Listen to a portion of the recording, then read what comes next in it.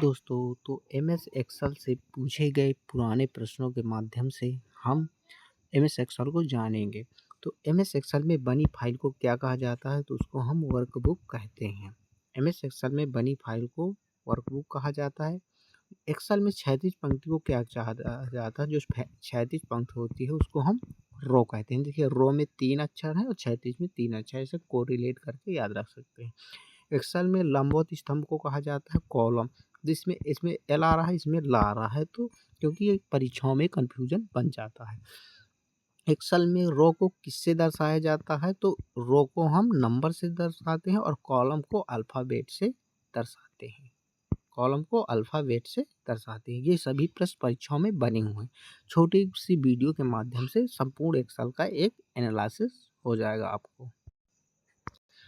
Excel में किसी cell का पता एक्सेल में किसी सेल का पता क्या कहलाता है? तो उसको हम सेल एड्रेस कहते हैं। एक्सेल में फार्मूला किस चिन्ह से शुरू होता है? तो इक्वल साइन से शुरू होता है। ये इम्पॉर्टेंट है, ये कई परीक्षाओं में पूछा गया प्रश्न है, यहाँ तक कि टीचिंग में भी पूछा गया है। एक्सेल में जोड़ करने के लिए कौन सा फंक्शन का प्रयोग किया जाता है? सम फंक्शन का प्रयोग किया जाता है।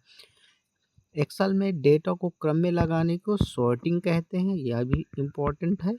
और एक्सेल में ग्राफ बनाने के लिए चार्ट का प्रयोग किया जाता है। एक्सेल में अधिकतम रो होती है वो 10,48,576 होती है। 10,48,576।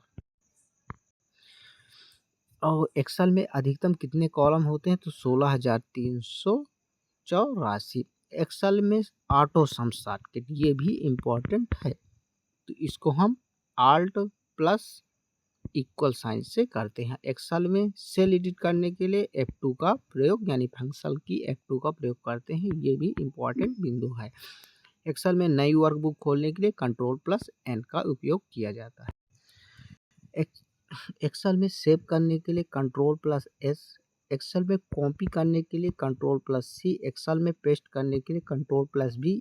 ये वेरी इंपॉर्टेंट है। एक्सेल में फाइल का डिफ़ॉल्ट एक्सटेंशन क्या होता है? तो .xlsx होता है, ये इम्पॉर्टेंट है, कई वनडे एग्जाम में आया हुआ प्रश्न है।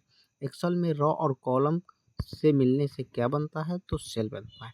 यदि आपको ये छोटी सी वीडियो हेल्पफुल लगेगी तो चैनल को लाइक एंड सब्सक्राइब करिएगा, तो हम इसका दूसरा पार्ट भी आपको लाएंगे। इससे हम थोड़े वीडियो के माध्यम से पूरा सिलेबस कवर हो जाएगा, कहाँ से प्रश्न बनते हैं और जिस भी एग्जाम से बने हों सभी इसमें शामिल किए गए हैं।